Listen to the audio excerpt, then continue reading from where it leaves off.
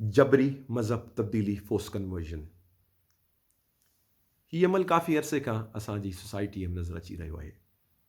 जिते ओचितो सिंधी हिंदू न्याणियूं गुम थी थियूं वञनि, कुझु अरसे खां पोइ मीडिया जे अंदरि अचे थो त बाबा हिननि मज़हब जी तब्दीली कई आहे। धड़नि जो चवणु हूंदो आहे त न हीअ जबरी मज़हब तब्दीली आहे, जॾहिं त जेकी मीडिया में प्रेस कॉन्फ्रेंस कराइण वारनि जो चवणु हूंदो आहे त न, हीअ जेकी न्याणी आहे इन पंहिंजी नियत सां मज़हब जी तब्दीली कई आहे। छा चइजे हिन ते? छो त 90% केसिस इहे ई आहिनि, जबरी आहिनि। पर हलो, फॉर आर्ग्यूमेंट सेक थोरो वञूं था हिन अंदरि। कुझु माण्हू इन्हनि जबरी मज़हब तब्दीली जी मंतक इहे पेश कंदा आहिनि त तव्हां केरु थींदा आहियो हुनखे जबरी छॾण वारा? अगरि न्याणी पाण थी ऐलान करे त बाबा मूं मज़हब तब्दील कयो आहे, त कहिड़ी ख़राबी आहे? सॼी दुनिया मज़हब जी तब्दीली थिए थी त पोइ छा ख़राबी आहे? ख़राबी आहे, ऐं ॿुधायो थो ख़राबी आहे। बेशक दुनिया में डिफरेंट जायुनि ते मज़हब जी तब्दीली थींदी आहे, पर उहा मज़हब जी तब्दीली अंदरि जे इनक़िलाब जो नालो आहे। असां वटि मज़हब तब्दीली निकाह जे ऐलान जो नालो आहे। असां वटि मज़हब तब्दीली निकाह लाइ थींदी आहे।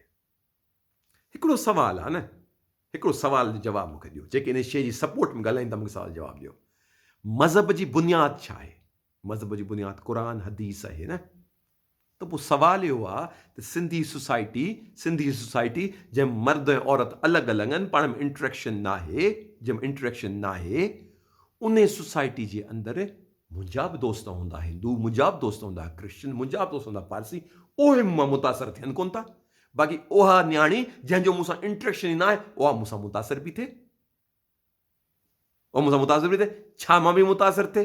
मज़हब जी बुनियादु क़ुरान आहे न। मूं कहिड़ो पाठ पढ़ायो क़ुरान जो उहो मुतासिर थी वई? कोन्हे। हिते मज़हब इस्तेमालु कयो पियो वञे, हिते मज़हब इस्तेमालु कयो पियो वञे। तव्हांजे साम्हूं मिसालूं आहिनि, रिंकल कुमारी जूं, रवीना जूं, इलाही मिसालूं आहिनि जंहिंजे अंदरि तव्हांखे न्याणी गुम थी वञे, ॿ टे ॾींहं गुम, ॿ टे ॾींहंनि खां पोइ मिले थी, ऐलान थी करे। हलो, हाणे हिकिड़ो सुवालु आहे। सुवालु इहो आहे त अगरि मिसाल जे तौर ते हिकिड़ो हमरा अचे थो त न बाबा, मूं इन लाइ कोन हिन खे मज़हब तब्दीली कराई, मूं दीन जी ख़िदमत पे कई। ठीकु आहे, दीन जी ख़िदमत बि कई। बाबा ठीकु आहे, तो दीन जी ख़िदमत कई, तो पंहिंजो पैगाम हक़ जो पहुचायो। निकाह जी नौबत छो आहे? भेण ठाहींसा, माउ ठाहींसा, पंहिंजी आमानम रखींसा, निकाह जी नौबत छो आहे? ऐं हिकिड़ो ॿियो बि सुवाल ते पैदा थिए थो, इहो कॾहिं छो कोन थियो आहे त को हिंदू नौजवान मुसलमान थियो हुजे, ओॾी महिल कंहिं मज़हब जे ठीकेदार ऐलान कयो हुजे, बाबा वाह वाह वाह वाह, तूं दीन हक़ मां आयो आहीं, ऐं तोखे पंहिंजी न्याणी थो ॾियां। न, थोरी ॾींदो, उते थोरी ॾींदो, उते कोन ॾींदो। मुनाफ़िक़त आहे न, उते कोन ॾींदो। ए साॻा माण्हू जेके फोर्स कन्वर्जन या हिंदू न्याणियुनि जी कन्वर्जन जे हक़ में ॻाल्हाइनि था, इन्हनि साॻनि जे घरनि जी न्याणी का हली वञे त कारी करे मारींदसि। छो? उते गैरत आहे, बाक़ी हुते गैरत कान्हे। हिंदू न्याणी लाइ गैरत कान्हे, बाक़ी पंहिंजी न्याणी लाइ गैरत आहे। ॿुधी मण जो मक़ाम, ॿियो कुझु न। ॿुधी मण जो मक़ाम ॾिठो वञे, बिल्कुलु हर माण्हू खे हक़ आहे पंहिंजी मर्ज़ी सां शादी करण जो। पर हिते सम्झो फ़र्क़ु छा आहे? फ़र्क़ु इहो आहे त अगरि का न्याणी पंहिंजी मर्ज़ी सां शादी करे थी किथे, उनखे हक़ु आहे, उते गैरत ॿैरत न आहे हूंदी। इहे असांजा हिकिड़ा खलल आहिनि। अगरि हिंदू न्याणी शादी करे थी, उनखे बि हक़ु आहे। पर अगरि उन मज़हब खे इस्तेमालु पोइ कयो वञे, शादी लाइ मज़हब खे इस्तेमालु वञे, त पोइ बेग़ैरती आहे। और उन खां वधीक उते असांखे गैरत अचणु खपे, उते असांखे गैरत अचणु खपे। उते असांखे गैरत कान थी अचे, उते असांखे गैरत कान थी अचे। मौलाना वहीदुद्दीन खान अथव हिंदुस्तान जो हिकिड़ो, उन निश ते किताबु लिखियो आहे त मज़हब जी तब्दीली अंदरि जी इनक़िलाब जो नालो आहे, न की कंहिं फ़र्द सां इश्क़ जे। मुंहिंजो हिकिड़ो दोस्त आहे, शायदि उहो वीडियो ॾिसंदो हुजे, मूंखे ॿुधाईं त आउं असुल में कन्वर्ट आहियां। त मुंहिंजो कन्वर्ट आहीं, पर तुंहिंजो नालो बि तो मटायो कोन्हे, तो हीउ बि कोन कयो आहे, हू बि कोन कयो आहे। जी ॻाल्हि ॿुधो, जंहिं दीन खे मूं क़बूलु कयो आहे, उन दीन जी मेन वैल्यूज़ इहे आहिनि त पंहिंजे मज़हब, पंहिंजे माउ पीउ जी दिलि आज़ारी न कयां। ऐं दीन इस्लाम जी वैल्यूज़ आहिनि, ऐं पंहिंजे माउ पीउ दिलि आज़ारी कोन्ह। मूं जेको रब खे मञियो, जेको कन्वर्जन मूं आंदो, इहो मुंहिंजे रब जो मामिलो आहे। पंहिंजे माउ पीउ दिलि आज़ारी छो कयां? मुंहिंजे रब जो मामिलो आहे। इहे आहिनि इस्लामिक वैल्यूज़, न के जेकी असां वटि बेहयाई थी रही आहे, मज़हब जे नाले खे बदमाश इस्तेमालु करे रहिया आहिनि। एज़ अ ज़िमेदार शहरी असां ते फ़र्ज़ु आहे जॾहिं को ग़लति कमु थिए सोसाइटीअ में उनजी मुखालफ़त कयूं, असां ते फ़र्ज़ु आहे।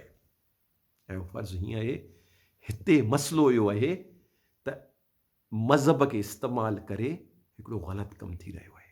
अगरि मिसाल जे तौर ते इश्क आहे बि, मज़हब खे छो पिया इस्तेमालु कयो? मज़हब खे इस्तेमालु न कयो। मज़हब खे इस्तेमालु इन करे कयो वञे जो असांजो हिकिड़ो आम जेको नौजवान आहे उहो को मुस्लमान न्याणी थोरी खणंदो, उहो खणंदो त कारो थी मरंदो, उहो त कारो थी मरंदो। पर हिंदू न्याणी खणंदो त ग़ाज़ी थींदो। ॿुधी मण जो मक़ाम आहे, ऐं वरी चवंदुसि ॿुधी मण जो मक़ाम, उहो उते ग़ाज़ी आहे, पर हिते कारो आहे। छो? अगरि हुते कारो आहे त हुते बि कारो कयोसि। छो? मसइलो वरी ते ॿियो आहे। सम्झो जेको पंहिंजी मर्ज़ी सां शादी का न्याणी करे थी या छोकिरो करे थो, उहो एॾो वॾो गुनाह न आहे। पर हिते तव्हां छा पिया गुनाह कयो?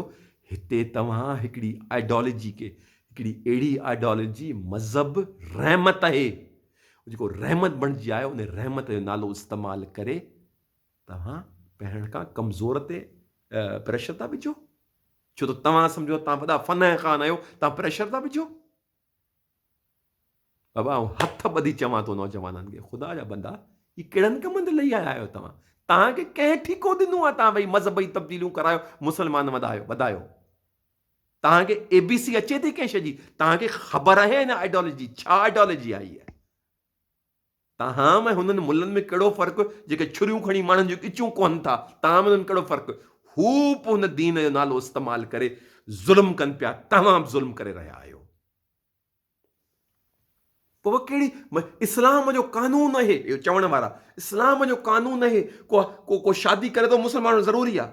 बाबा बिल्कुलु मञूं था आहे, त पोइ दीन किथे आयो हिते? हुन XYZ खे XYZ सां इश्क थियो आहे, दीन सां त इश्क ई न आहे। ही त मिसयूज़ पिया कयो कंहिं शइ खे।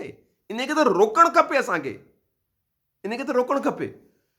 अब्दुल सत्तार ईदी वाहिद मिसाल आहे, जंहिं वटि जॾहिं माण्हू ईंदा हुआ अब्दुल सत्तार ईदी साहब वटि, जंहिंखे आउं चवंदो आहियां हिन वक़्तु जो तमामु वॾो सूफ़ी दरवेश हो, ईंदा हुआ त असां पंहिंजो घर छॾियो आहे, असीं मज़हब तब्दीली कयूं था, त ईदी साहब चवंदो तव्हां वेलकम न आहियो मूं वटि। गीता जी मिसाल तव्हांखे विसरी वई आहे? 10 साल हिकिड़ी न्याणी हिंदुस्तान में हिते आई, आख़िर ताईं चईंसि न बाबा तोखे आउं मंदर बि ठाहे ॾियां थो, तूं वेह। कन्वर्शन कान थींदी, कन्वर्शन कान थींदी। दोस्तो, as a citizen, as a शहरी असांखे सम्झणु खपे त जेको थी रहियो आहे ग़लति थी रहियो आहे। मुनाफ़िक़त न करणु खपे असांखे। जेको ग़लति अमल आहे इहो ग़लति अमल आहे, उनखे सही न चओ। के चवंदा बाबा तव्हां सिंधियत बिंदियत खे छॾियो, असीं पहिरीं मुस्लमान आहियूं। हलो बाबा, मुस्लमानीअ जे नाते, मुस्लमानीअ जे इस्लाम जे नाले ते जेको ज़ुल्म थी रहियो आहे, मुखालफ़त न कंदो। तव्हांजे ॻोठ में को मुल्लूं ॿारनि खे वेही कोई तव्हां कोन चवंदो बाबा दीन जे नाले ते बेहयाई करे रहियो आहे। तीअं ई हिते बि दीन जो नालो इस्तेमालु करे बदमाशी करे रही थी वई आहे। और साॻी बदमाशी छो नथो करीं तूं पंहिंजे मुस्लमान कंहिंसां? पंहिंजे बुध कर न। को परोच छोकिरो के परोच पंहिंजे परोचनि सां करे ॾेखारे, को समाट पंहिंजे समाटनि सां करे ॾेखारे, को सैयद पंहिंजे सैयदनि सां करे ॾेखारे। हलो थोरो खुली ॻाल्हायूं था। हलो मतिलबु माण्हू चवंदा हुआ सैयद परस्ती कंदुसि आऊं। को गैर सैयद सैयदनि जी न्याणी खणी ॾेखारे, वॾी ग़ैरत अची वेंदी असां सैयदनि खे, वॾी ग़ैरत अची वेंदी हली। या गैरत न आहे, या बेगैरती आहे, जिते असां पाण खां शरीफ़ माण्हू कारोबारी माण्हुनि खे ब्लैकमेल करे हुननि जूं इज़तुनि खे लताड़ियूं था। पर यादि रखो, इहे असीं हुननि जूं इज़तूं कोन पिया लताड़ियूं। अलाह जे घर में देरि अंधेर न आहे।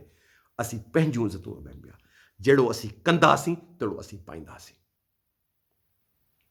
उमेद नंढिड़ो पैगाम तव्हांखे सम्झ में आयो हूंदो। वधि मां शेयर कयो। महिरबानी।